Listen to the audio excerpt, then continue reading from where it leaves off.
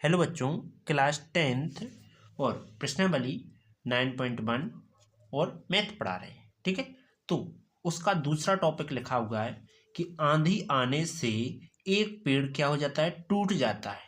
ठीक, और टूटा हुआ भाग इस तरह से मुड़ जाता है कि पेड़ का शिखर जमीन को छूने लगता है।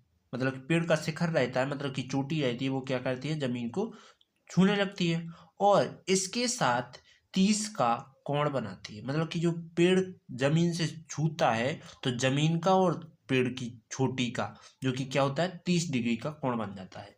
पेड़ के पाद बिंदु की दूरी कितनी है, 8 मीटर है। सॉरी, पेड़ के पाद बिंदु की दूरी जहां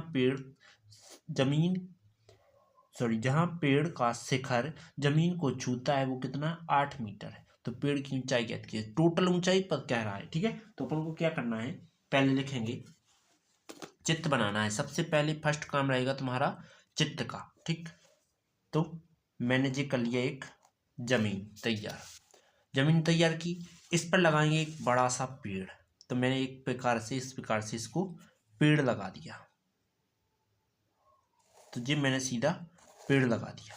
अब ये इस प्रकार से झुक रहा है, टूट के गिर रहा है कि सीधा कहाँ झुक रहा है, यहाँ गिर रहा है। ठीक, मतलब कि ये इस प्रकार से गिर रहा है कि सीधा नीचे यहाँ आ रहा है। ठीक, तो कहाँ से टूटा होगा, करीबन यहाँ से तोड़ दे देंगे तो कहाँ गिरेगा, यहीं गिरेगा। ठीक, तो मतलब कि ये अधबीज से टूट रहा है। ठीक, अधबीज से टूटेगा तो इस रस्सी को हम थोड़ा और बढ़ा देते हैं।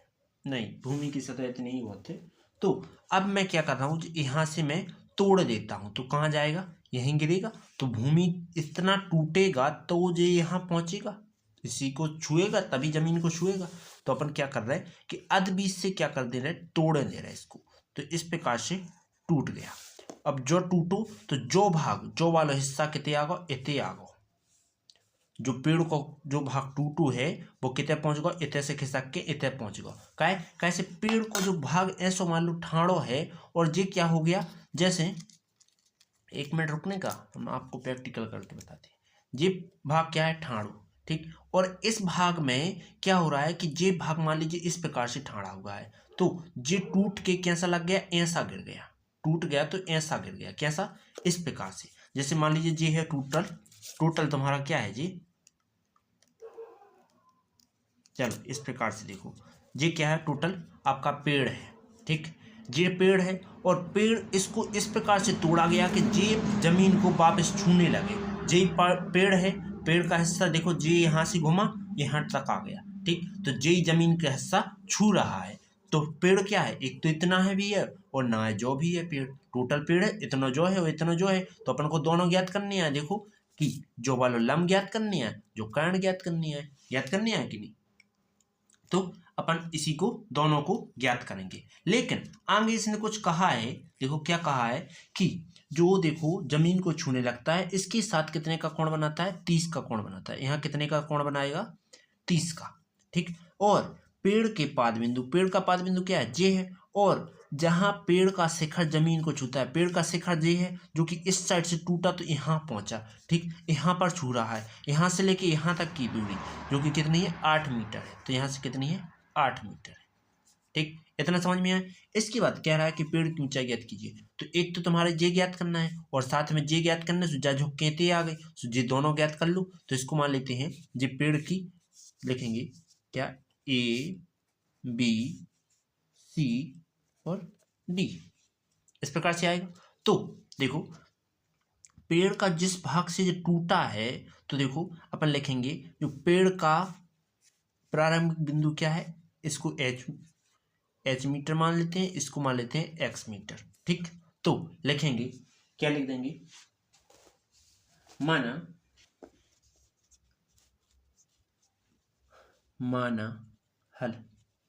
हल में क्या लिखेंगे, माना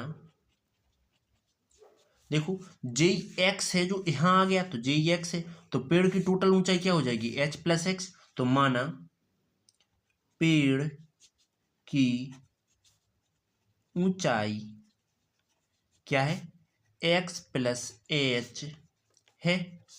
पेड़ की टोटल ऊंचाई क्या आ रही है, x plus H, H plus x कर लो या एक्स प्लस एच कर लो। तो अपन को अब क्या करना है कि देखो, एक तो पहली बात एच ज्ञात करना और साथ में एक्स भी ज्ञात करना है। तो ऐसा कौन सा फॉर्मूला लिया जाए कि जिसमें पहली बात अपन जो जो दिया गया है वो लिख लो कि ए बी का मान कितना है, 8 मीटर है, लिखेंगे ए बी जो कि कितना है, 8 मीटर है।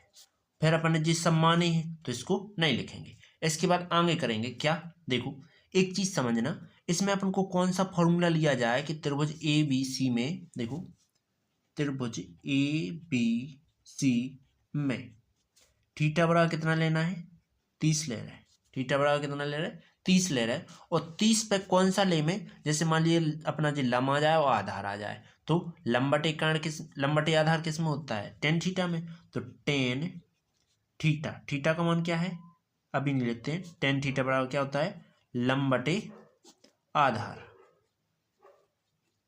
तो मान रखते हैं, तो टेन थीटा का मान कितना है, 30। तो टेन 30, लंब कितना है, लंब देखो एच है, ठीक, बटे में आधार कितना है, 8 मीटर है। इसके बाद टेन 30 का मान क्या होता है, टेन 30 का मान होता है 1/√3 बराबर क्या हो जाएगा, h/8, ठीक। इसके पश्चात क्या करेंगे, 8 को पहुंचा देंगे यहां, तो क्या कर देंगे, तिर्यक गुणा करने पर, तो 8 को यहां पहुंचा देंगे तो 8/√3 हो जाएगा, जो कि किसका मान आ गया, h का मान आ गया, ठीक, नहीं आया समझ में। इसके बाद क्या करेंगे, अब जे भी आ जाए अपना, जे भी आ जाए मतलब कर्ण भी आ जाए और आधार आ जाए, तो कर्ण बटे आधार किसका होता है, cos थीटा होता है। तो फिर से लिखेंगे पुनः